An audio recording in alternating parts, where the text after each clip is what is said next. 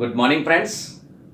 आज बहुत ही इंटरेस्टिंग और इम्पोर्टेंट टॉपिक लेकर आए हैं आपके sub inspector, RAS, teacher, constable, patwari, bank, SSC, railway सभी एग्जाम्स के लिए बहुत ही इंपॉर्टेंट टॉपिक है दोस्तों। इस टॉपिक को लाने का रीजन ये है कि हाल ही में जो नए बने हैं संजय कोठारी सीवीसी बने हैं।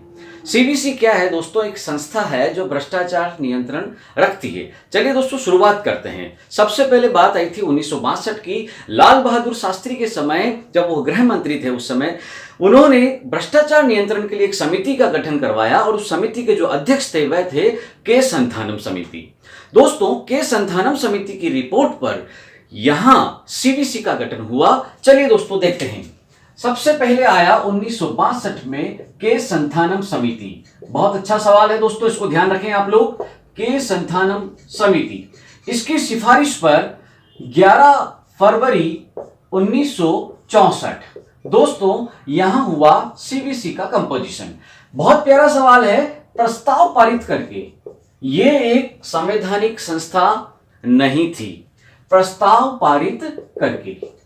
उसके बाद 1988 की बात हुई, यहां आया पीसीए, भ्रष्टाचार निवारण अधिनियम 1988, प्रिवेंशन ऑफ करप्शन एक्ट 1988 वाला जो एक्ट था, इस एक्ट के तहत जो भी अपराध किए जाते हैं इस अधिनियम के अंतर्गत माने गए हैं।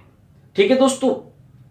उसके बाद क्या हुआ? 1997 में विनीत नारायण केस में सुप्रीम कोर्ट में एक पीआईएल दर्ज हुई। वह पीआईएल थी जैन हवाला केस 1991 में जो हुआ था उसके अगेंस्ट में।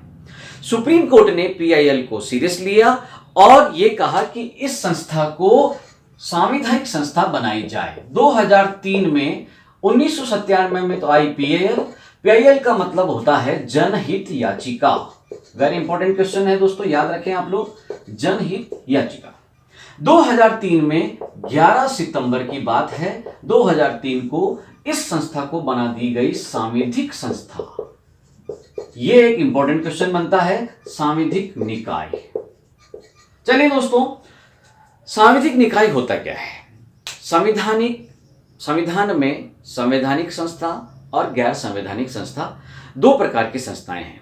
संवैधानिक संस्थाएं जिसका संविधान में उल्लेख होता है और गैर संवैधानिक संस्था जिसका संविधान में उल्लेख नहीं होता है, यानी कि उनका आर्टिकल नहीं होता है। यह गैर संवैधानिक संस्था है। चलिए दोस्तों, 2004 में PIDPI एक्ट आया था। इसके अंतर्गत जो सीवीसी है, इसको विसल ब्लोअर और जो मुखबिर होते हैं उनको भी प्रोटेक्ट किया गया। उसके बाद दोस्तों हम चलते हैं इसके स्ट्रक्चर पर। 1+2, एक तो होता है मुख्य और दो होते हैं अन्य। ये ध्यान रखें आप, दो से अधिक नहीं होंगे। 3 सदस्य है ये पूरी टीम। अब इसकी जो गणना आती है दोस्तों, ये एक कमेटी का गठन हुआ था यहां पर, जिसमें 3 सदस्य हैं। एक तो होता है पीएम प्राइम मिनिस्टर, एक होता है एचएम होम मिनिस्टर और एक होता है अपोजिशन पार्टी का लीडर, विपक्षी दल का नेता। प्रधानमंत्री, गृह मंत्री और विपक्षी दल का जो नेता होता है, ये तीनों मिलकर के एक रिपोर्ट और एक रिकमेंड करते हैं सीवीसी के लिए। ठीक है दोस्तों, तो आप ये ध्यान रखें, रिकमेंडेशन इस कमेटी का होता है। उसके बाद चलते हैं हमारे यहां से, प्रेसिडेंट को लेते हैं दोस्तों राष्ट्रपति। 1, 2 और 3 अपॉइंटमेंट जो देगा सीवीसी को, वो देगा राष्ट्रपति। शपथ का जो प्रावधान है राष्ट्रपति का है और किन्हीं कारणों से हटा सकने का काम भी राष्ट्रपति करता है। चलिए दोस्तों, सीवीसी की अपॉइंटमेंट हो गई, नियुक्ति हो गई। अब बात आती है कितने साल के लिए? 4 साल के लिए दोस्तों, 4 साल या 65 वर्ष, जो भी पहले हो। इसके बाद अगला क्वेश्चन बनता है 4 वर्ष या 65 वर्ष, विच वर अर्लियर। दोस्तों इनको जो सैलरी मिलती है वह मिलती है यूपीएससी के चेयरमैन, उसके बराबर। यहां आ गया अगला क्वेश्चन, यूपीएससी के चेयरपर्सन के बराबर।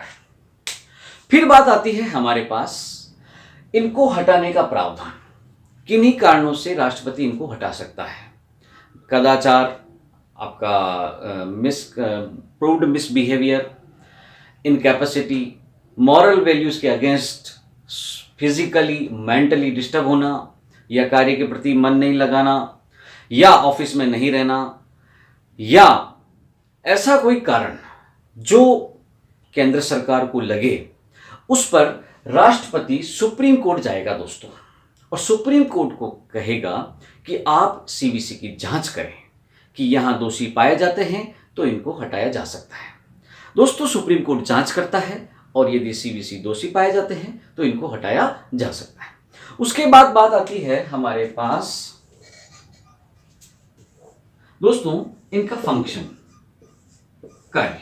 कार्य समझने से पहले एक बात और समझेंगे कि मान लीजिए इनका 4 वर्ष का कार्यकाल संपूर्ण रूप से हो गया तो उसके बाद ये क्या करेंगे। दोस्तों, एक इंपॉर्टेंट बात बताना चाहूंगा मैं आपसे, उसके बाद ये सेंट्रल गवर्नमेंट और स्टेट गवर्नमेंट के किसी भी पद पर नहीं रहेंगे। खास बात से आप ध्यान रख लें इस चीज को, किसी भी पद पर नहीं रहेंगे। अब आती है बात इसकी फंक्शनिंग की दोस्तों, कार्य की बात आती है तो हमारे पास 1988 जो भ्रष्टाचार निवारण अधिनियम है उसके तहत कोई अपराध किया गया हो, केंद्र सरकार किसी भी व्यक्ति की जांच के निर्देश दे सकता है। दूसरा ये है कि जो अखिल भारतीय सेवाएं हैं, ग्रुप ए और ग्रुप बी, जो अखिल भारतीय सेवक हैं उनकी जांच की जा सकती है।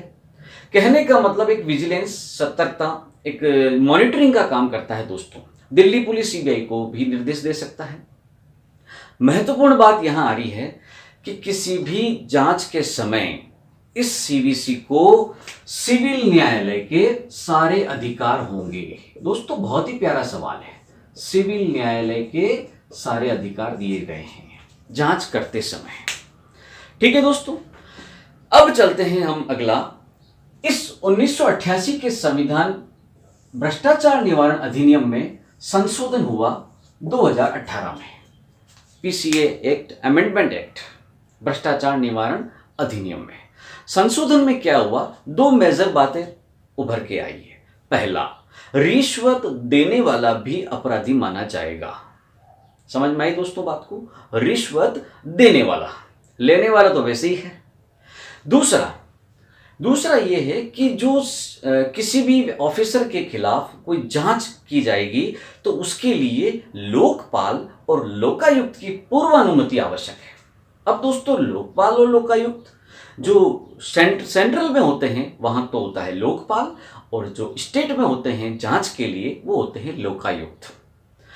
ये प्रावधान लाने के पीछे रीजन ये है दोस्तों कि कोई ईमानदार ऑफिसर है और उसके ऊपर कोई झूठा मुकदमेबाजी होती है तो वह कानूनी इस जो पचड़े में है वो नहीं पड़े, और उसके लिए सबसे पहले जो जांच है लोकपाल और लोकायुक्त अपने अपने स्तर पर देख ले।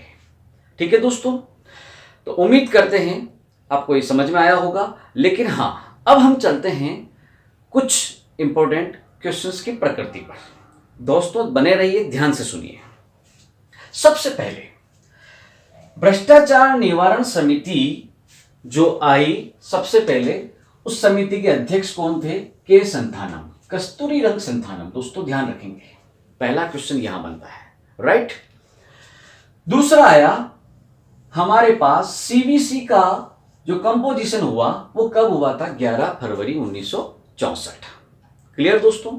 उसके बाद भ्रष्टाचार निवारण अधिनियम 1988, वैसे 47 में भी बना था दोस्तों, 47-48 के लगभग की बात है, लेकिन उसको रद्द करके पीसी एक्ट बनाया गया। फिर बात आती है हमारे पास PIL, जिसको बोलते हैं पब्लिक इंटरेस्ट लिटिगेशन, जनहित याचिका। सार्वजनिक हित का कोई मुकदमे का जो प्रावधान है कोई भी व्यक्ति लगा सकता है PIL। ठीक है दोस्तों, और बाद में चर्चा करेंगे। 2003 11 सितंबर, ये बहुत प्यारा सवाल है, इसको यहां सांविधिक निकाय बनाया गया। अब दोस्तों यहां से क्वेश्चन क्या बनता है हमारे एग्जाम में? सीवीसी है ए संवैधानिक संस्था, बी सांविधिक संस्था, सी गैर संवैधानिक संस्था व सांविधिक संस्था। तो दोस्तों यहां गैर संवैधानिक संस्था में ही जो हमारे पास आ रहा है वो है सांविधिक निकाय। संवैधानिक संस्था नहीं है क्योंकि उसका आर्टिकल नहीं है दोस्तों। संवैधानिक संस्था का आर्टिकल जैसे आपके यूपीएससी हो गया, संघ लोक सेवा आयोग 315 में, वित्त आयोग हो गया 280 में, निर्वाचन आयोग हो गया, सुप्रीम कोर्ट हो गया दोस्तों, ये सब संवैधानिक संस्था थी। ठीक है, उसके बाद बात आती है विसल ब्लोअर को जो प्रोटेक्ट किया गया 2004 के पीआईडीपीआई एक्ट में दोस्तों। उसके बाद बात आई हमारे कि सीबीसी का जो कंपोजिशन है इसमें टोटल कितने मेंबर हैं? टोटल 3 आदमी है, 1+2। ये हमेशा ध्यान रखें, कहीं आता है 1+4, इसका मतलब ये हुआ कि एक तो हो गया मुख्य और 4 हो गए आपके अन्य। ठीक है, तो ये ध्यान रखें, एक मुख्य सतर्कता आयुक्त जो हमने यहां देखा संजय कोठारी, वेरी इंपॉर्टेंट है, वर्तमान में आ जाए कि सीबीसी कौन है? संजय कोठारी, याद रखेंगे, इंपॉर्टेंट क्वेश्चन है, करंट का टॉपिक है दोस्तों। उसके बाद बात आई सीबीसी की अपॉइंटमेंट नियुक्ति कौन करेगा? राष्ट्रपति द्वारा, हटाने का काम राष्ट्रपति द्वारा। कार्यकाल आता है 4 वर्ष या 65 वर्ष, जो भी पहले हो। सैलरी वेतन, काम करेंगे तो वेतन भी मिलेगा यूपीएससी के चेयरपर्सन के बराबर। ठीक है दोस्तों, और जब ये सीबीसी जांच करता है तो सिविल न्यायालय के समस्त अधिकार इसको प्राप्त होंगे। ठीक है दोस्तों, बहुत बहुत धन्यवाद।